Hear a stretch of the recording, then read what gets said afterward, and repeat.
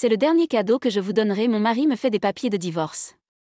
J'ai décidé d'épouser quelqu'un d'autre, alors merci d'être un distributeur de billets jusqu'à présent. Le gars avec qui je suis depuis tant d'années s'avère être une personne horrible. C'est une histoire de ma vengeance. Je m'appelle Jessica. J'ai 50 ans cette année en fait. Demain est un petit jour spécial. Je vis endettée depuis longtemps et je finirai enfin de le rembourser. Mon mari Lance et moi avons travaillé très dur ensemble. Nous nous sommes mariés il y a 20 ans. J'avais 30 ans et il en avait 35. Il dirigeait un magasin d'alcool qu'il avait hérité de ses parents décédés. Moi, d'autre part, j'étais un employé de bureau. Nous nous sommes rencontrés par l'intermédiaire d'une connaissance et avons commencé à sortir ensemble en pensant au mariage. J'avais une préoccupation à l'époque, et s'il me demandait de gérer le magasin avec lui? Je travaillais comme consultant financier qui conseillait des particuliers et des entreprises en matière d'assurance et d'investissement à l'époque. J'étais mieux payé que la moyenne des jeunes de 30 ans et j'aimais mon travail. J'étudiais pour obtenir une certification afin de faire passer ma carrière au niveau supérieur. Lorsqu'il m'a proposé, il m'a dit « Je sais que tu as travaillé dur pour obtenir la certification, je veux te soutenir de toutes les manières possibles. J'ai assez de choses au magasin pour pouvoir le gérer moi-même, tu devrais poursuivre tes rêves ». Son assurance a été un catalyseur pour ma décision de l'épouser. Il était bienveillant et toujours à mes côtés. Je voulais vraiment construire une vie avec un tel homme comme nous l'avons convenu au début. Il s'est concentré sur ses affaires et je me suis concentrée sur mon travail. Nous pensions que notre mariage se passait bien. Environ un an plus tard, il est allé travailler et je passais ma journée de congé à la maison quand je passais l'aspirateur sous le lit. Cela faisait moins de 6 mois que nous avions emménagé. Je me suis demandé pourquoi il y avait un tel encombrement. J'ai ramassé un morceau de papier froissé et je l'ai ouvert. L'entête en caractères gras m'a sauté aux yeux. Rappel de paiement? Le montant total de la dette due au nom de Lance était de $200 000. $200 000? Attendez, ce n'est pas $2 000, n'est-ce pas? Ma tête a commencé à tourner. Pourquoi m'a-t-il caché une telle dette?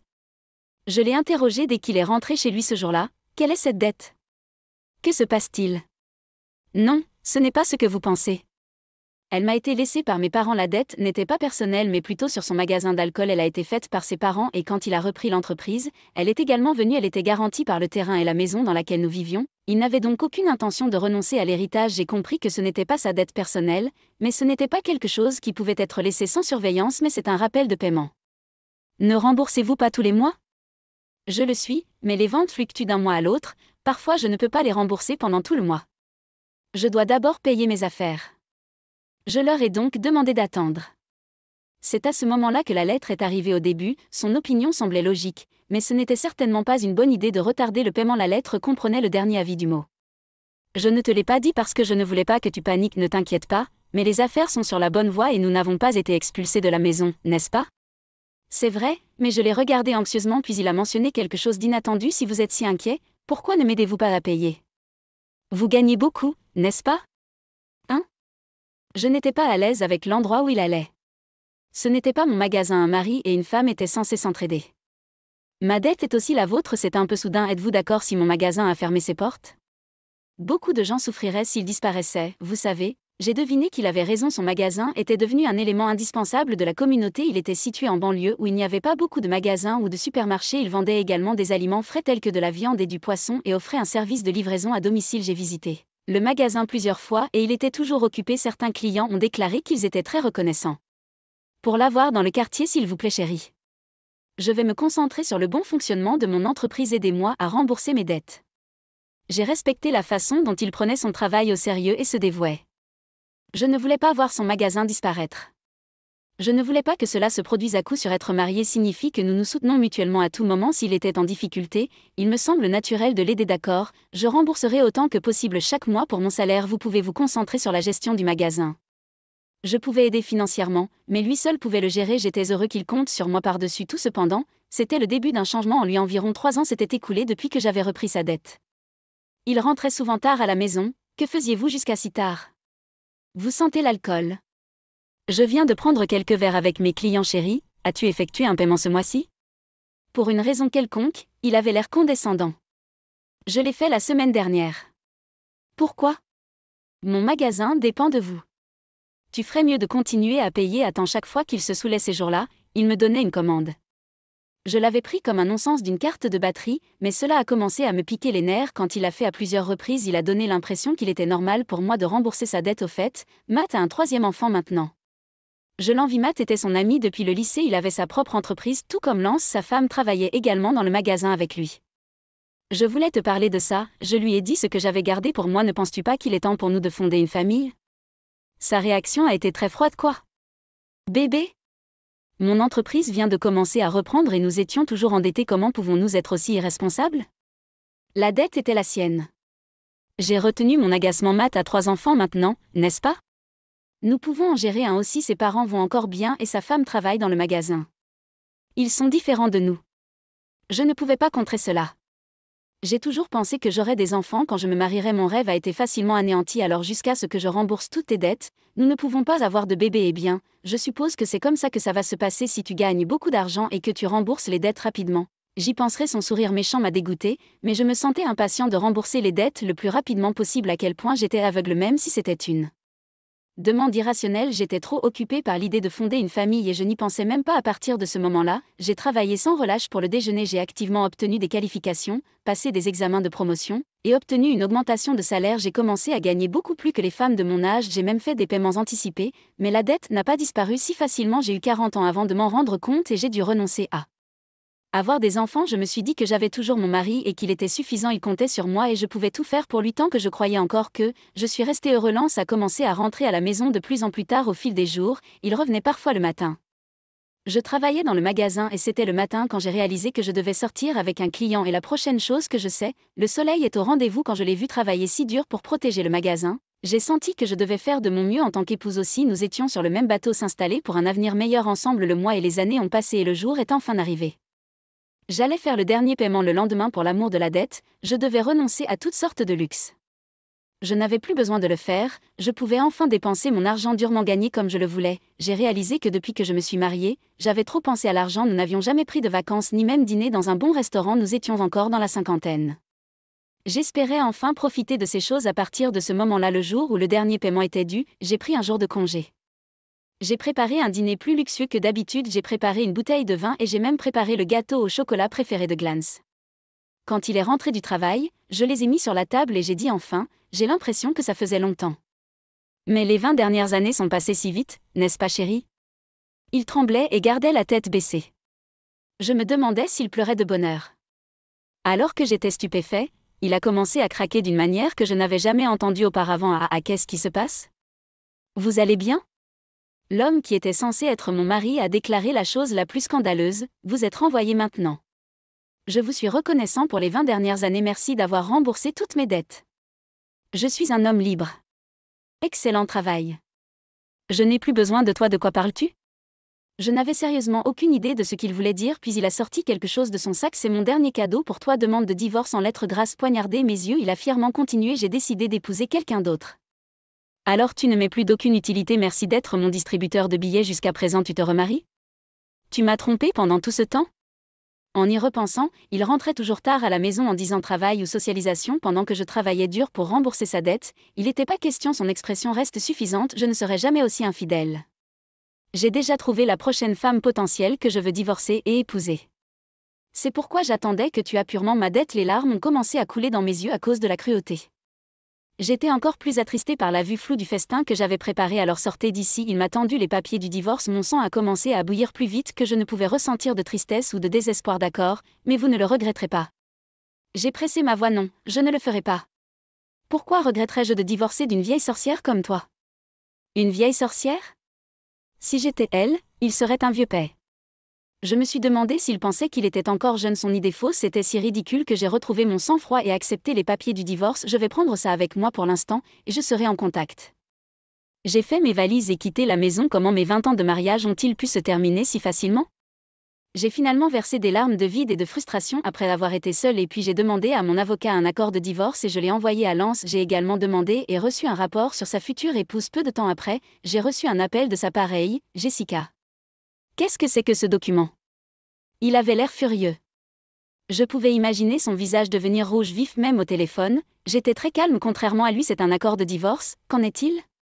Je sais ce que c'est. Ce dont je parle, c'est de cet accord de prêt. Pourquoi dois-je vous rembourser? Il avait l'air désemparé et n'arrêtait pas de crier c'est fou. Ce n'est pas juste. Il faisait référence à la partie sur le remboursement du prêt entre époux qui s'est produite pendant le mariage. Cela signifiait qu'on lui avait demandé de rendre l'argent que j'avais payé en son nom. C'est de la connerie. Vous avez décidé de le faire de votre bonne volonté, n'est-ce pas? Pourquoi déterrez-vous le passé? Que veux-tu dire? Je l'ai fait en tant que ta femme. Si nous divorçons, c'est une autre histoire ensuite. Le regret que vous avez mentionné est qu'il s'en est rendu compte à ce moment-là quand il m'a demandé le divorce. J'ai immédiatement pensé à lui faire rembourser. Dans ma tête, je m'occupais d'assurance et d'investissement. Alors j'ai pu parler à différents types de clients dans ma profession parfois. J'ai entendu parler de problèmes de divorce ou d'héritage grâce à eux. J'ai eu quelques contacts d'avocats expérimentés que j'ai consultés tout de suite. Le montant total, y compris les intérêts que j'ai payés en son nom, était d'un peu plus de 300 000 $. J'étais déterminée à ce qu'il me rembourse précisément, c'était tout ce que je demandais. Il a dû se rendre compte de la gravité de l'affaire par mon attitude inébranlable et en voyant le nom d'un avocat localement célèbre sur le document, il pensait qu'il pourrait se débarrasser de sa femme sans m'ajouter en premier lieu. Il était si ridicule. Vous savez que je n'ai pas beaucoup d'argent et bien, alors pourquoi ne vendez-vous pas le magasin pour le financer? Si je fais ça, je n'aurai plus rien. Tu n'as que 55 ans, n'est-ce pas? Tu pourrais toujours trouver un emploi si tu voulais me donner une pause. Ma conversation avec lui n'avait aucun sens. Je voulais raccrocher le téléphone tout de suite, mais il y avait une dernière chose que je voulais vérifier. Au fait, comment ça se passe avec ta nouvelle future mariée? Cela ne vous regarde pas. J'ai éclaté de rire devant son attitude brusque. C'est vrai qu'on dirait que tu traverses beaucoup de choses. Bonne chance. J'étais sur le point de raccrocher le téléphone. Attendez une minute. J'ai décidé de ne pas l'épouser. Nous pouvons recommencer pour une raison quelconque, il m'a supplié. Je lui ai crié mes derniers mots et j'ai raccroché le téléphone. Recommencer, ne vous faites pas d'illusions. Je ne veux pas de toi. J'étais mariée à un tel homme depuis 20 ans. Je me demandais si j'avais l'air plus ridicule que lui aux yeux des autres. Je le respectais vraiment jusqu'à ce que le divorce survienne. C'était parce que je l'avais vu travailler si dur pour le magasin et pour ses clients. Je voulais le soutenir 20 ans plus tard. J'ai réalisé qu'il n'était qu'un imbécile. Le remariage qu'il a mentionné n'était que son auto-indulgence. Cela a commencé lorsqu'il a flirté innocemment avec une étudiante universitaire adolescente qui travaillait à temps partiel. Tu es si mignonne, Mélissa. Serez-vous ma femme? Elle a également joué le jeu et a répondu en plaisantant. Eh bien, j'y réfléchirais si vous me laissiez être une femme au foyer à plein temps. La vérité était qu'il pensait qu'elle était sérieuse. L'idée d'épouser un homme qui avait presque 40 ans de plus qu'une blague pour elle, bien sûr. Elle a été horrifiée d'apprendre son sérieux quand il l'a constamment pressée de l'épouser. Ses parents ont dû intervenir et placer l'ordonnance restrictive contre lui quand j'ai lu le rapport de l'enquête privée. J'ai ri si fort que j'ai hyperventilé quand il a commencé à rentrer tard. Je pensais qu'il travaillait dur sans rien savoir. Au lieu de cela, c'était le contraire. Il draguait souvent des jeunes filles dans ses bars et bars de striptease préférés. Il s'est ridiculisé en disant des choses comme: je suis étonnamment populaire auprès des jeunes filles, je suis vendeur. J'ai donc cette facilité à parler à Laura et à m'entendre avec eux, et on me dit que j'ai l'air plus jeune. Vous ne le pensez pas? Les filles ont apparemment grincé des dents à ces commentaires. Il n'avait plus besoin d'une vieille femme comme moi et ne me voyait que comme un distributeur de billets. Cependant, son image erronée de lui-même comme hilarant, il n'a été pris au sérieux par personne et est devenu un peu comme un harceleur qui a failli avoir des ennuis avec la police. Peut-être que cela aurait été mieux s'il m'avait trompé. Dommage, il n'a même pas pu trouver une maîtresse avec qui avoir une liaison. Quoi qu'il en soit, la raison pour laquelle il avait l'intention d'épouser une jeune fille était que son ami Matt avait un petit enfant. L'histoire que Matt m'a racontée était la suivante: dès qu'il a vu mon petit enfant, il a dit qu'il voulait avoir un enfant lui-même. Je l'ai grondé et lui ai dit qu'il ne devrait pas dire une telle chose. Tu avais payé sa dette pour lui. J'étais très dur avec lui, mais je n'avais aucune idée qu'il avait fait une telle chose. Il était absolument... Je suis content de ne pas avoir passé mes années dorées avec cet homme. Mon divorce était finalisé puisque le partage des biens entre nous n'était pas clair. Il avait la possibilité de négocier pour son propre bénéfice. Cependant, il a abandonné simplement parce que mon avocat était bien connu. Je me suis demandé comment une personne aussi courageuse avait réussi à rester en affaires pendant tout ce temps. Il a fini par vendre le magasin pour me rembourser. Heureusement, juste avant qu'il ne vende le magasin, ses employés avaient abandonné Lance. Aussi, aucun malheur ne leur arriva-t-il. Beaucoup de clients l'ont froncé d'un air renfrogné pour avoir abandonné l'entreprise qui lui avait été transmise par ses parents. Quand ils ont découvert que la raison était de rembourser son ex-femme, ils étaient en état de choc. Quand il a demandé le divorce, il a eu ce qu'il méritait. C'était une histoire vraie, mais ressemblait à une comédie qui s'est répandue dans toute la communauté. Même s'il n'avait pas vendu le magasin, la mauvaise publicité aurait affecté son entreprise. C'était probablement une bonne chose qu'il ait vendu avant de faire faillite. L'argent de la vente n'était pas suffisant pour me rembourser. Il continue à travailler à temps partiel pour me rembourser à ce jour. Parfois, je reçois des messages de sa part. C'était de ma faute. Pouvons-nous nous remettre ensemble? J'étais fou à l'époque parce que Matt montrait son petit enfant. Malheureusement, même après avoir bloqué son numéro, il continue d'appeler de différents téléphones. Si vous contactez votre ex-femme plus loin, nous déposerons une ordonnance restrictive. J'ai demandé à mon avocat de lui donner un avertissement. Puis les appels ont cessé comme d'habitude. Il est terrifié par l'avocat. Au fait, devinez ce que je fais pour le travail maintenant?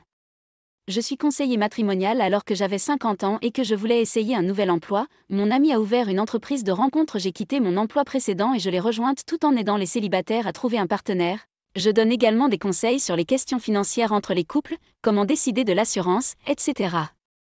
Ce fut un succès et le nombre de membres a rapidement augmenté. Les couples qui veulent avoir une discussion franche et approfondie depuis le début. J'ai apprécié notre service unique. J'ai traversé beaucoup de choses et je ne veux pas qu'ils fassent les mêmes erreurs que moi, bien que mon salaire soit un peu plus bas qu'avant. J'aime aider les autres à être heureux chaque jour. J'ai eu mon bonheur après m'être débarrassé de mon ex-mari. Aujourd'hui, je fais de mon mieux pour être un pont vers le bonheur de mon mari. Charles me dit qu'il va épouser la femme qu'il a vue et demande le divorce. Ne perdons pas de temps avec le partage des biens. Partez vite. Sharon me nargue comme si elle se délectait de ma misère. Donald aussi s'est entiché d'une femme qu'il a rencontrée dans un bar. Ils ne veulent pas vivre avec moi. Je partirai comme tu voudras. Mais avant cela, je vais vous donner une partie de mon esprit. Je m'appelle Joylyn. Nommée dans l'espoir d'être bénie avec beaucoup de joie. Joie dans Joylyn. Je suis une femme de 50 ans dont la vie n'a pas été aussi joyeuse que je l'espérais. Mais maintenant, mes journées sont remplies de bonheur, alors je peux regarder en arrière et rire du passé. Laissez-moi vous ramener à l'époque où j'avais 35 ans. J'étais sur le point de fêter mon 10e anniversaire de mariage avec Charles. Nous n'avions pas eu la chance d'avoir des enfants et j'ai trouvé un peu douloureux d'entendre des commentaires de ceux qui nous entouraient comme « Avez-vous des enfants ?» Et les enfants sont merveilleux, vous savez. Les conversations avec Charles avaient diminué. En partie parce qu'il avait été promu quelques années plus tôt. Il est devenu plus occupé par son travail et a voyagé fréquemment. Je travaillais aussi, donc nous nous voyons à peine. Pas étonnant que nous n'ayons pas eu d'enfants. Eh bien, c'est aussi une forme de mariage et c'est plus facile pour nos esprits. Avoir des enfants ou non, peu importe. C'est ce que je pensais. Un jour, notre famille s'est agrandie d'une manière à laquelle nous ne nous attendions pas. Ce n'était pas un bébé angélique qui est arrivé. Au lieu de cela, c'étaient les beaux-parents qui semblaient être des démons de l'enfer. Apparemment, juste après notre mariage, les beaux-parents avaient constamment dit à Charles qu'ils voulaient vivre avec nous. Charles pesait les tracas de la vie commune par rapport aux tracas du refus continu. En conséquence, il a décidé que vivre ensemble serait moins compliqué. Étonnamment rationnel ou non, je n'ai pas accepté de vivre ensemble, selon Charles. Je ne suis presque jamais à la maison, donc ça va.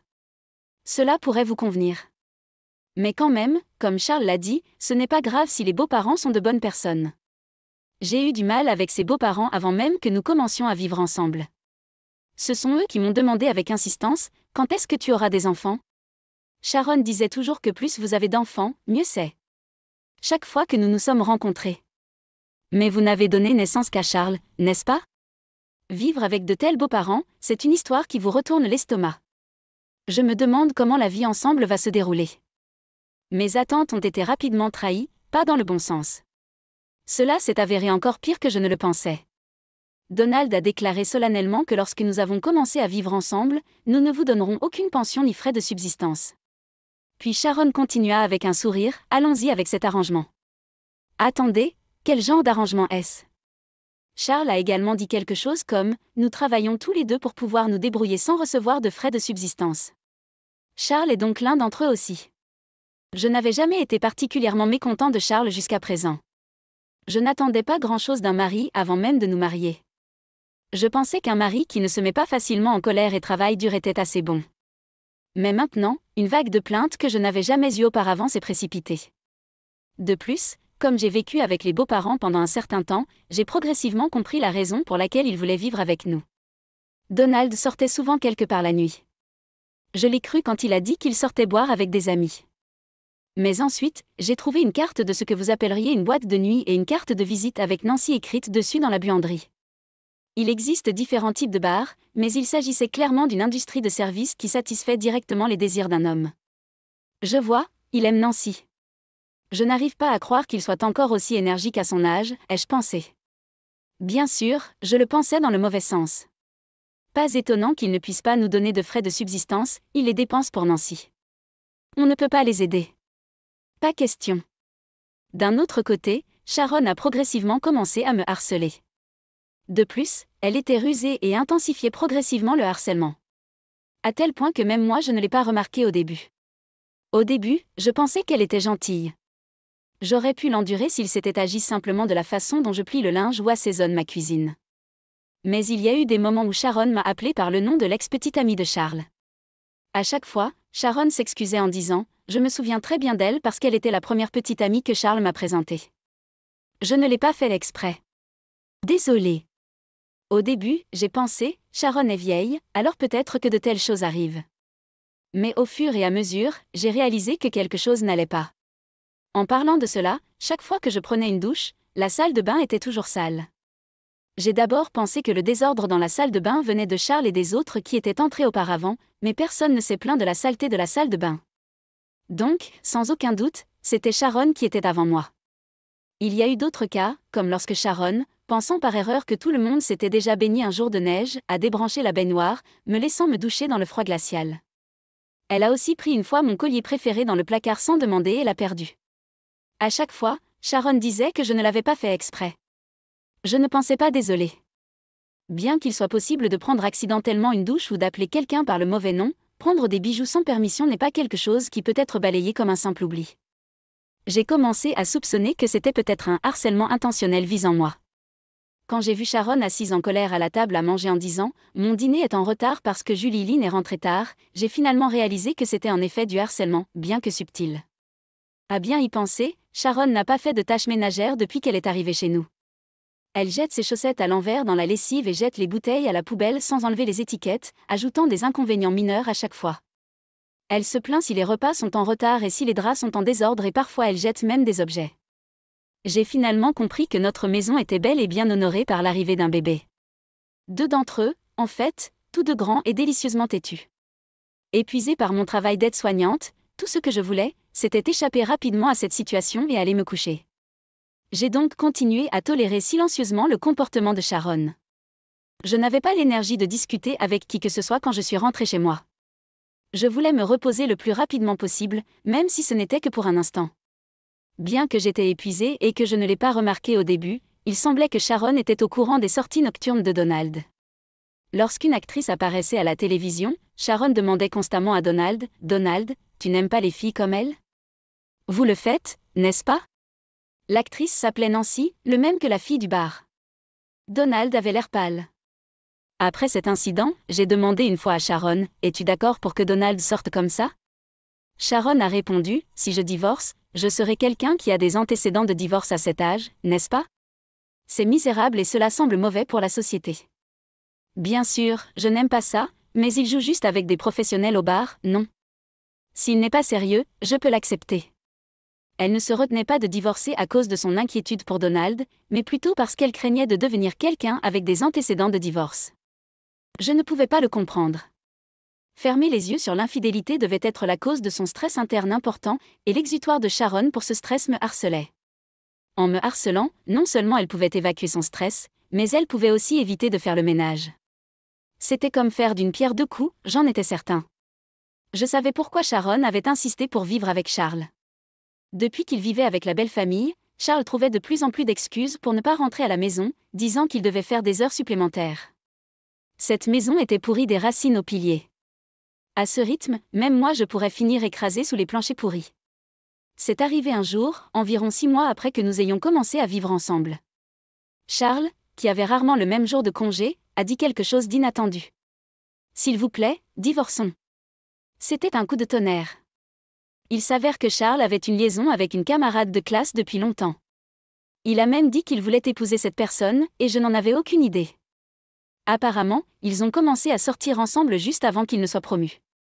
Je pensais qu'il travaillait dur pour notre bien, mais cela aurait-il pu être pour son camarade de classe ? Était-ce de ma faute de ne pas avoir prêté attention au comportement de Charles, en utilisant mon épuisement comme excuse ? Je pensais que les liaisons n'arrivaient qu'à la télévision, et à des gens comme Donald. Non, peut-être est-il naturel pour Charles de tricher, étant donné que Donald le fait aussi. Une fois que cette maison est prête, ma petite amie et moi y emménageons. Vous pouvez prendre vos affaires et partir, a déclaré Charles. Sharon a demandé, que va-t-il nous arriver ? Vous pouvez rester. Ma petite amie ne voit pas d'inconvénient à partager, a répondu Charles. Quelle gentille fille. Joylyn, ne la laissez pas s'en tirer si elle demande le partage des biens.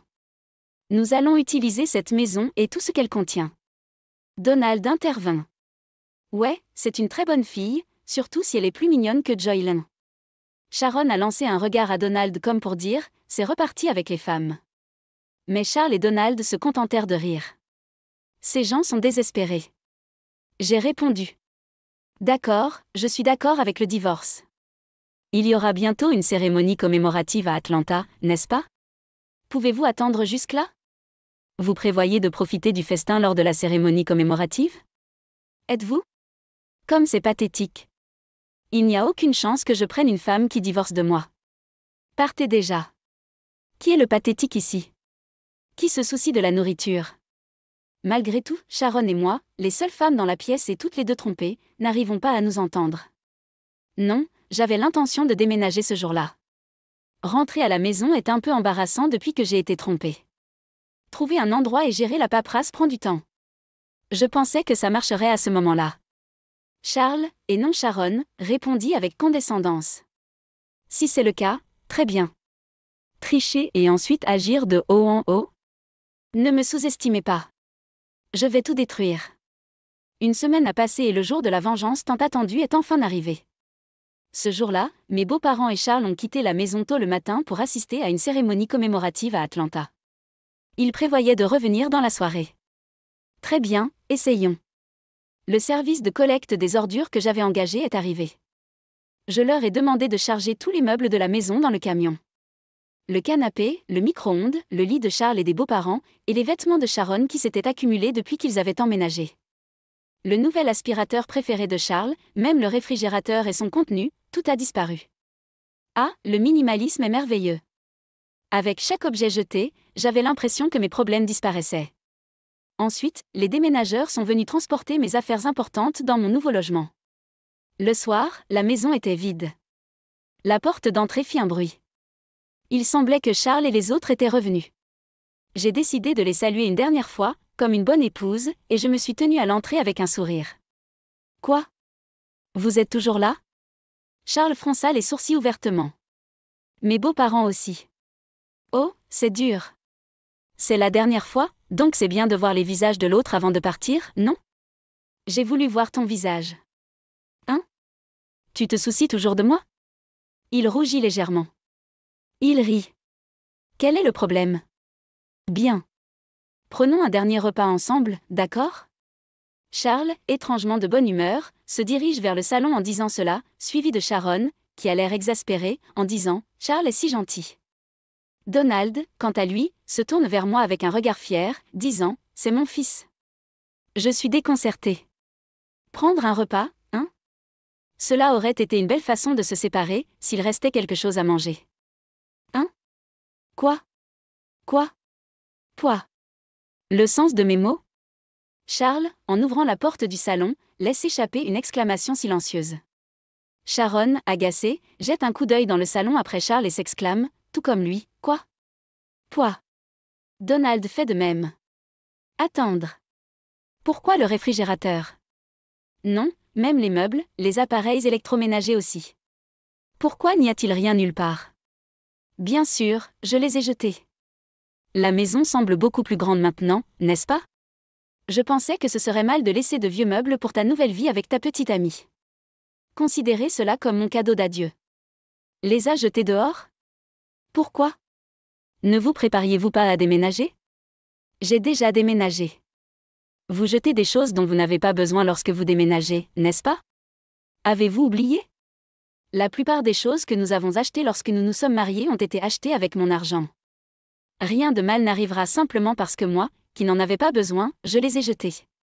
À mes mots, Charles me pointe du doigt, sa bouche bougeant mais aucun mot ne sort. Il semble trop choqué pour parler. Avec cela, je renoncerai à toute division de propriété. Eh bien, il n'y a presque rien à diviser de toute façon. Sharon, furieuse de mon sourire, dit « Que as-tu fait?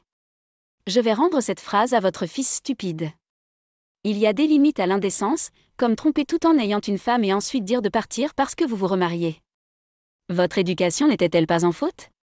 Comment peux-tu me parler comme ça? Tu étais une belle fille si terrible. Vous considérez-vous toujours comme ma belle-mère? Pour moi, tu n'es qu'une vieille dame comme les autres. Je parle avec un sourire malicieux, et Sharon marmonne, si disgracieux. Tremblant de colère. C'est un secret que voir Sharon en colère commence à être un peu amusant.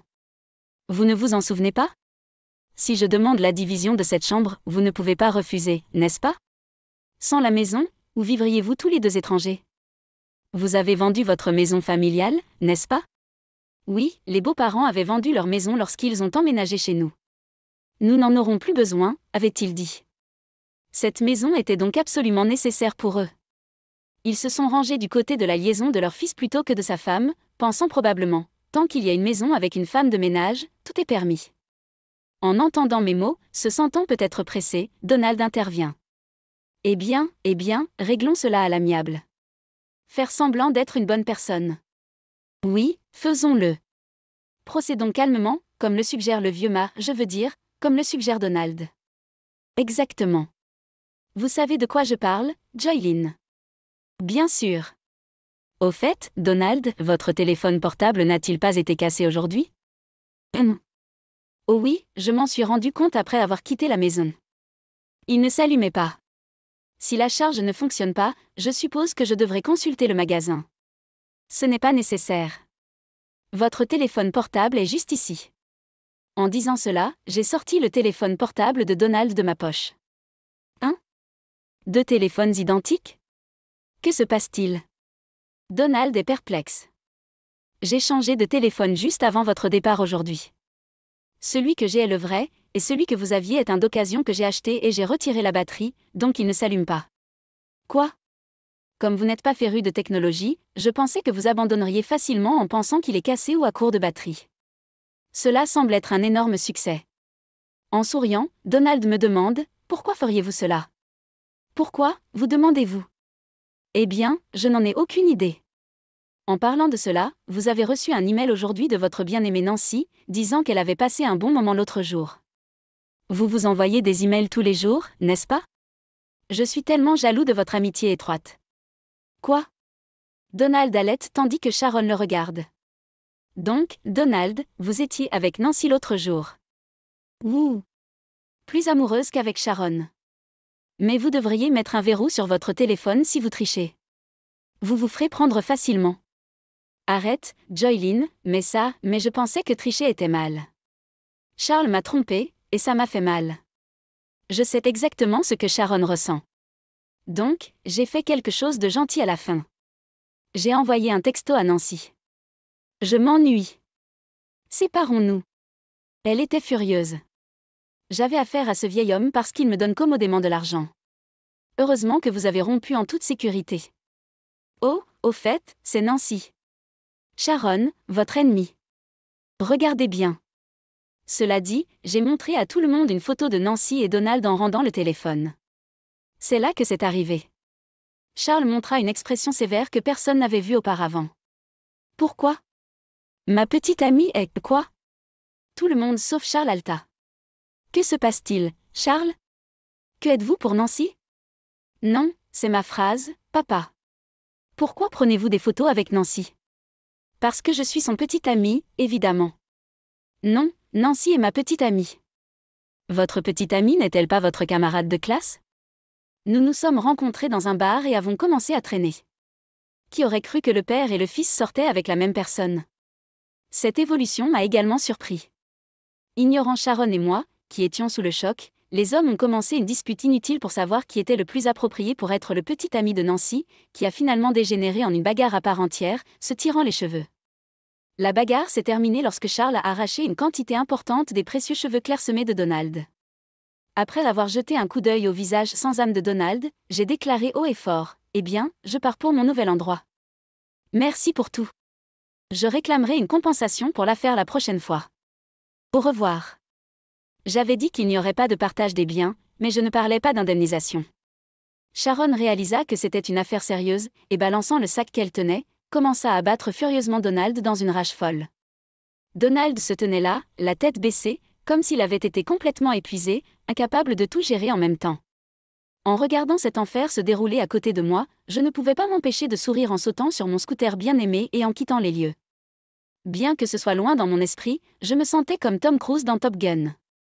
Oh, cela fait un moment que je n'ai pas roulé sur une route nocturne aussi rafraîchissante. C'est le meilleur. Plus tard, quand j'ai proposé le divorce, y compris la pension alimentaire, Charles a dit, « S'il vous plaît, attendez le divorce. Il semble que Sharon envisage également de divorcer, et il est possible que tout le monde perde sa maison ou que sa situation change, il veut donc économiser autant d'argent que possible. Il a dit des choses comme « Ne pensez-vous pas que c'est pitoyable pour nous, qui avons vécu ensemble, de faire face à une situation aussi difficile ? Et, nous avons besoin d'argent maintenant, mais… » Je m'en fichais, alors j'ai poursuivi les pourparlers de divorce sans discussion et j'ai pris autant d'argent que possible de Charles et de son partenaire. En réclamant la pension alimentaire, je me sentais un peu comme un hors-la-loi, mais je n'avais rien fait de mal. J'avais juste fait ce qui était naturel. Eh bien, peut-être que trafiquer le téléphone de quelqu'un était légèrement mauvais. En fin de compte, à peu près au même moment que notre divorce, il semble que Sharon est également divorcée de Donald.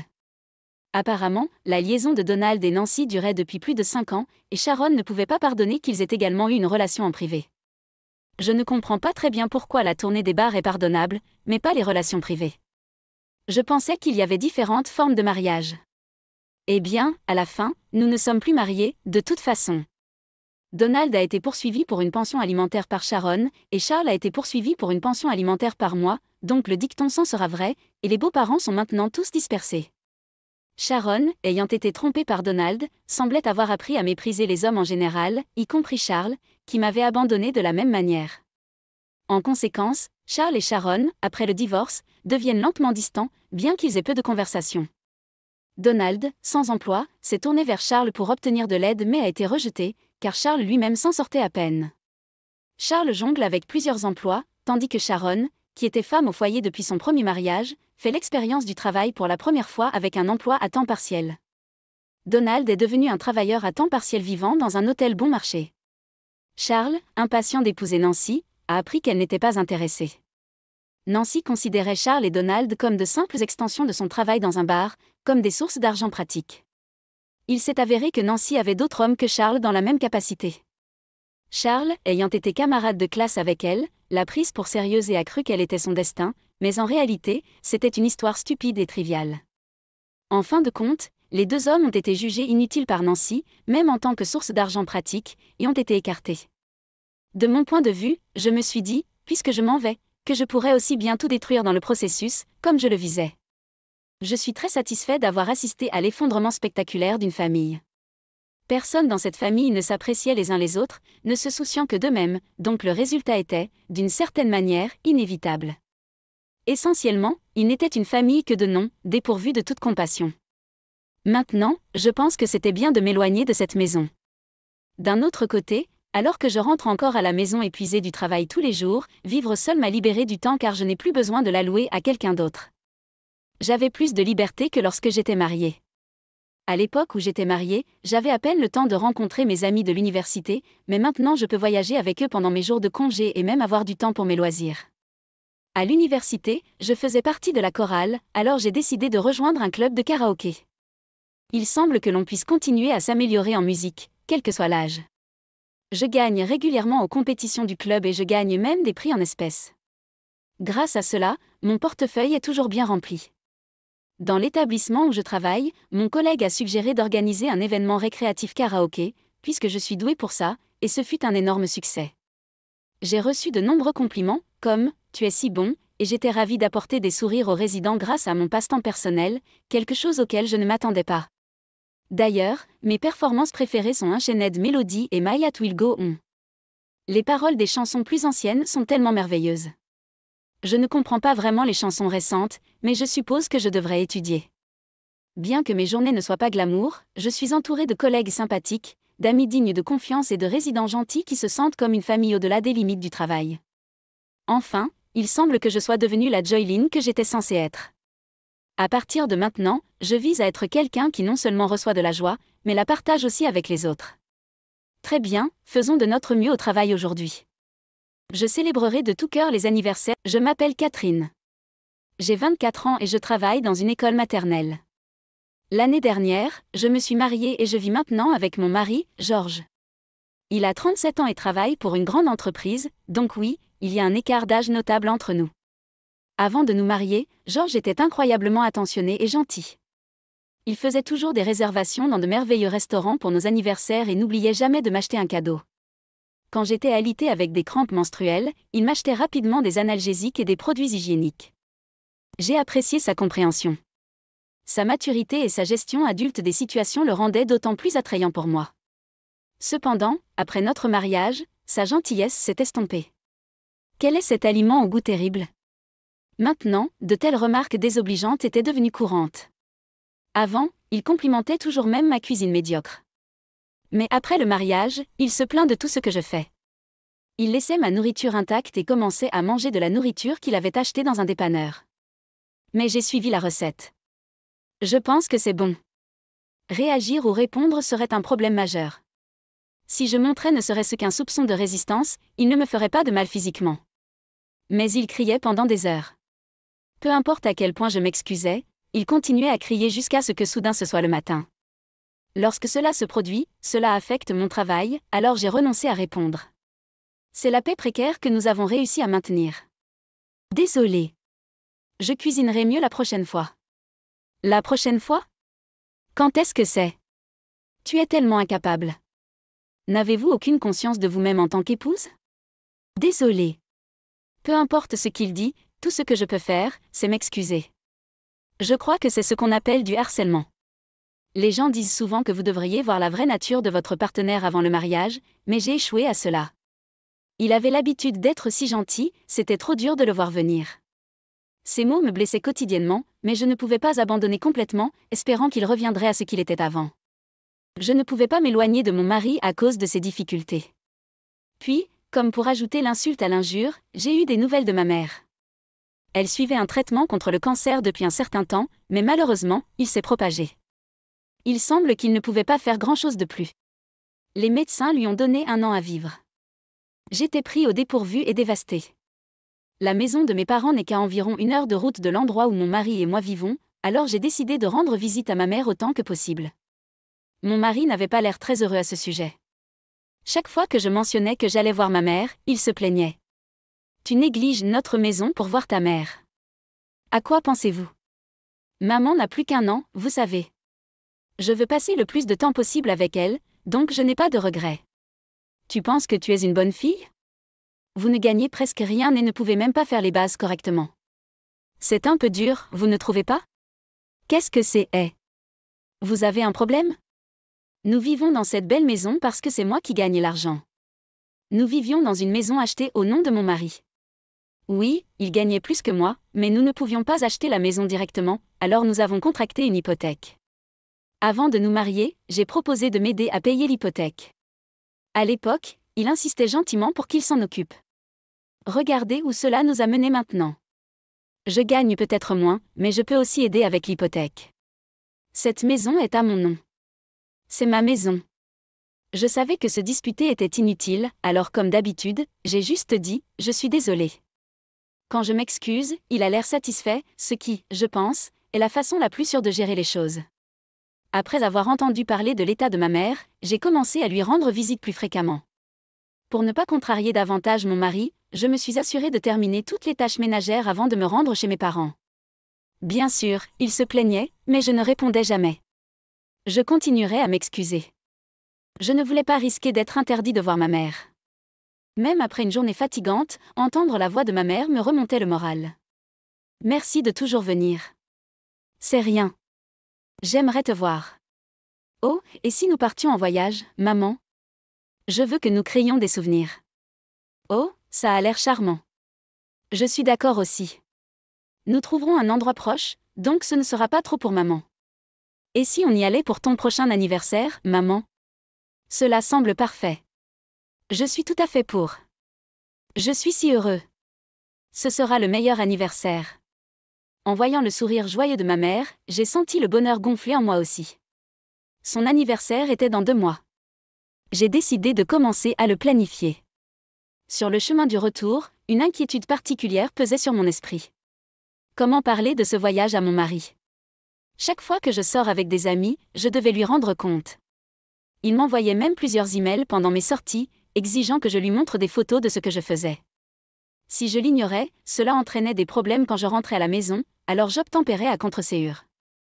Mes amis ont remarqué mon désespoir de prendre des photos et ont senti que quelque chose n'allait pas. N'est-ce pas du harcèlement? Harcèlement? Oui, être agressé verbalement, être trop contrôlé, tout comme ce que vous vivez. C'est alors que j'ai réalisé que j'étais effectivement harcelée par mon mari, même si le fait de le savoir n'a pas changé la situation.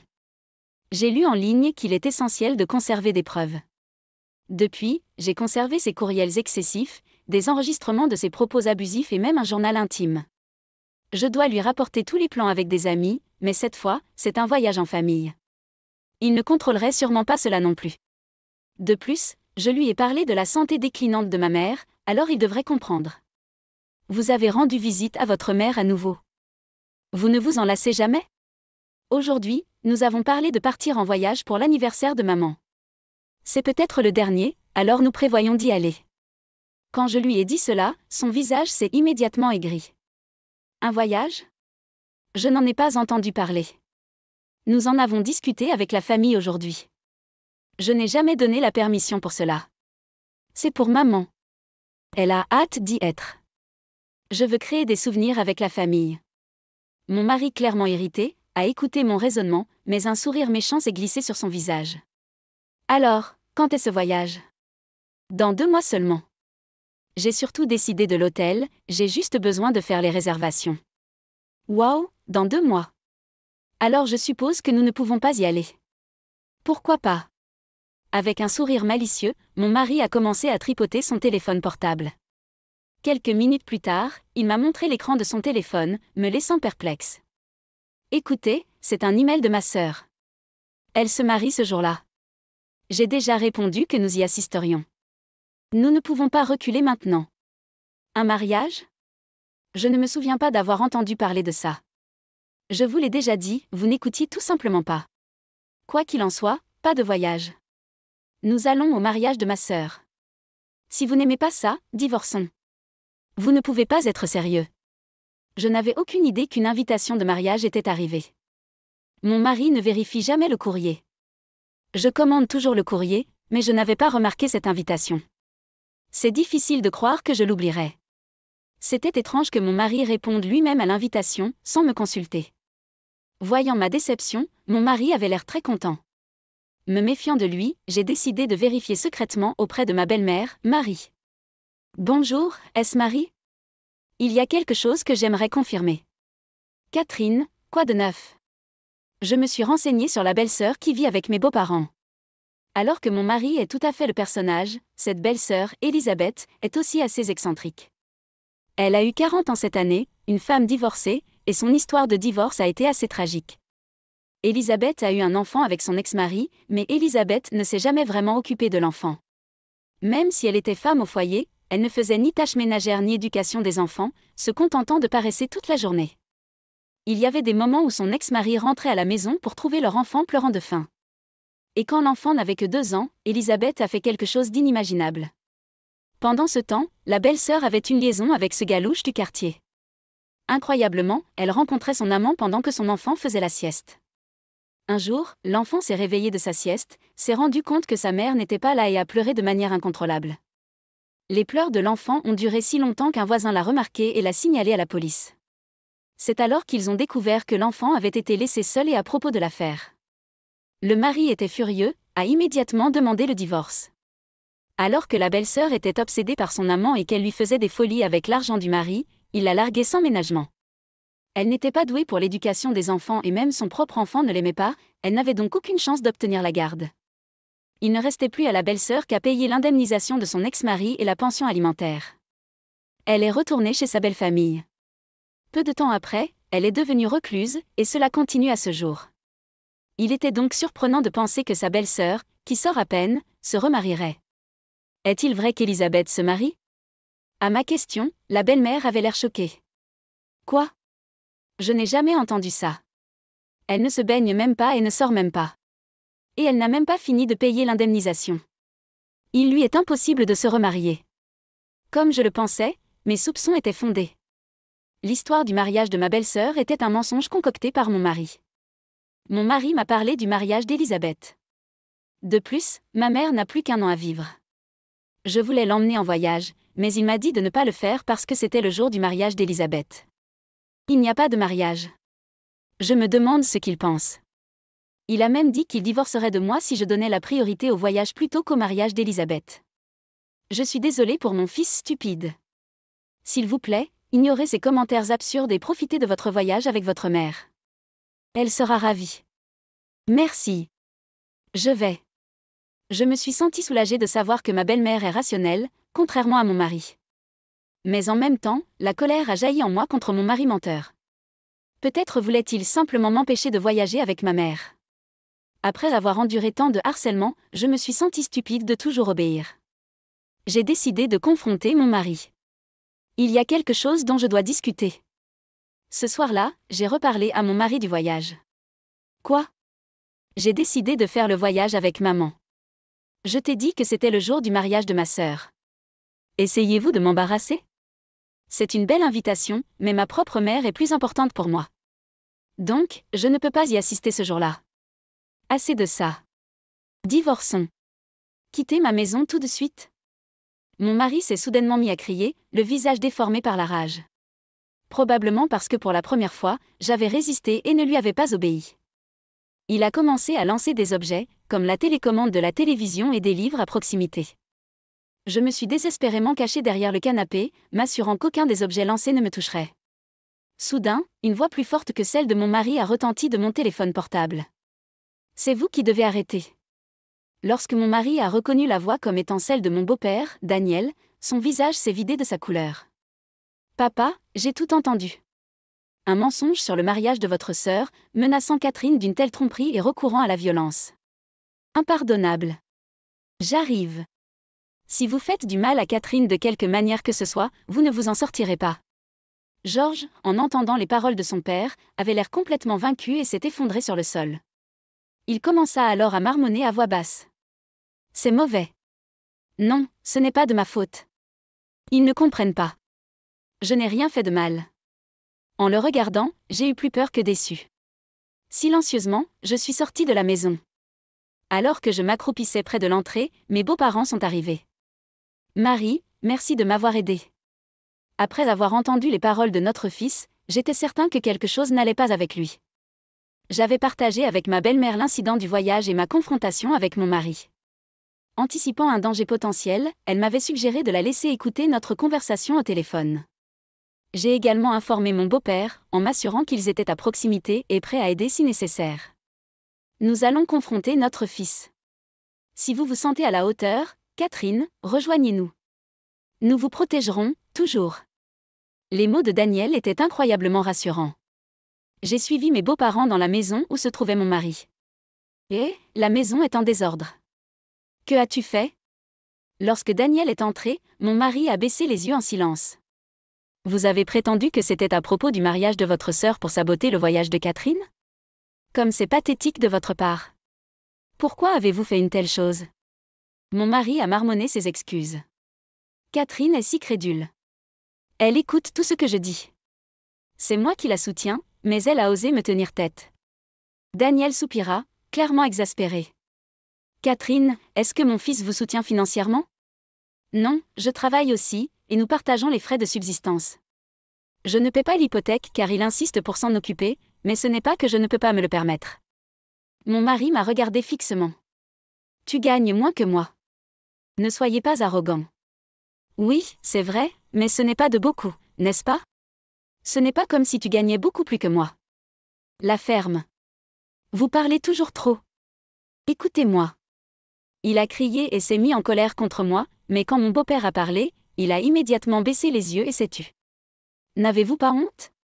Catherine a essayé si fort de faire fonctionner ce mariage, même avec toi comme ça. Catherine, il a mentionné le divorce plus tôt. Vous pouvez vraiment aller jusqu'au bout si vous voulez. Honnêtement, j'attendais que quelqu'un dise ça. En fait, quand j'ai décidé d'évoquer les vacances, je m'attendais à ce qu'il parle de divorce, alors j'avais les papiers du divorce avec moi. Oui, après cet incident, j'ai réalisé que je ne pouvais plus être avec lui. Je veux divorcer maintenant, mais d'abord. Je lui ai montré le dossier de tout ce qu'il m'avait fait jusqu'à présent. Tout ce que tu m'as fait, c'est insupportable. Je consulterai un avocat et procéderai ensuite au divorce. Assurez-vous de mettre de côté de l'argent pour que je ne finisse pas comme Elisabeth. Les entrées de journal que j'ai tenues, les courriels incessants, l'enregistrement de tout à l'heure, connaissant les preuves que j'avais, le visage de mon mari est devenu pâle. Il s'est probablement rendu compte qu'il n'avait aucune chance. De plus, Vous avez demandé un transfert à la campagne à partir de demain. C'est le travail le plus difficile de toutes les branches. Travaillez dur là-bas et corrigez votre attitude tordue. Il semblait complètement vaincu. Il avait utilisé les relations de son beau-père pour décrocher son emploi dans l'entreprise, et avec son beau-père occupant un poste plus élevé, il ne pouvait pas refuser. De plus, à cause du transfert, il devrait abandonner notre maison. Sa fierté et sa joie. Il avait tout perdu en un instant et ne pouvait que baisser la tête en signe de défaite. J'ai fait mes valises le jour même et j'ai décidé de rester temporairement chez ma belle-famille. Si je prenais soudainement mes affaires et que je rentrais chez moi, ma mère apprenait le divorce. Je n'ai jamais voulu qu'elle s'inquiète à la dernière minute, alors je ne lui ai jamais parlé du divorce. Puis vint l'anniversaire de ma mère. Pour cette occasion spéciale, nous sommes allés au Grand Canyon, un endroit débordant de nature, pour l'aider à se ressourcer. Il s'avère qu'elle a visité cet endroit quand elle était enceinte de moi. Je me souviens de cet endroit. Quand j'étais enceinte de Catherine, chaque fois que je plongeais dans un jacuzzi, elle me donnait une petite tape de l'intérieur, comme un léger coup. Voir ma mère se remémorer des souvenirs avec une telle joie m'a émue. Regardez comment vous avez grandi. Merci d'être entrée dans nos vies, Catherine. Pouvoir voyager avec ma mère en toute sécurité aujourd'hui signifiait beaucoup pour moi. Nous avons passé un moment tellement heureux, juste tous les trois. 1 an plus tard, c'est presque miraculeux. Ma mère est toujours vivante et vivante. Apparemment, le voyage avait été tellement génial pour elle qu'elle débordait d'enthousiasme pour plus. Que ce soit à cause de cela ou non, sa santé s'est améliorée et elle est devenue plus active qu'avant. Maintenant, 1 fois par mois, elle et mon père partent en voyage ensemble. Elle dit que c'est le point culminant de sa vie. Avec ma mère de retour à son état de vie, mon père aussi semblait plus dynamique. Je suis vraiment reconnaissant de l'avoir emmené dans ce voyage. J'ai fini par recevoir un règlement substantiel de mon ex-mari et j'ai commencé à vivre seule. Quand j'ai finalement dit à ma mère, au lieu de s'inquiéter, elle semblait étrangement excitée. Racontez-moi tout.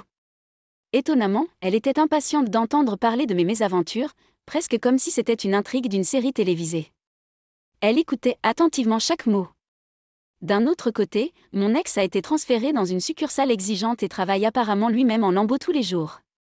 L'indemnisation qu'il me devait était initialement versée par mon beau-père, mais il a insisté pour que mon ex s'en sorte quoi qu'il arrive. Il y a quelques jours, j'ai reçu un message vidéo dans ma boîte de réception envoyé par mon ex. Dans celle-ci, il s'excusait en larmes. Mais quand j'ai écouté attentivement, il s'agissait de protéger ses propres intérêts. Je veux que le règlement soit annulé. S'il vous plaît, dites à papa que je veux que le problème de harcèlement soit pardonné et que je veux être réintégré dans mon ancien poste. Bien que ses collègues aient été au courant de notre divorce, ils n'étaient pas au courant des circonstances. J'ai donc transféré le courrier à mon beau-père. Comme prévu, le beau-père était furieux. Assez, c'est assez. Si vous recontactez Catherine, je vous jure que ce ne sera pas joli. Et si vous osez démissionner, je raconterai à chaque employé ce que vous lui avez fait. Compte tenu de la fierté de mon ex, ces mots semblent avoir touché une corde sensible. Peu importe à quel point il se sent épuisé, il a persévéré au travail. Eh bien, j'espère qu'il trouvera un moyen de s'améliorer dans ce nouveau chapitre de sa vie. Je prie juste pour qu'il s'abstienne de refaire les mêmes erreurs, surtout quand il s'agit de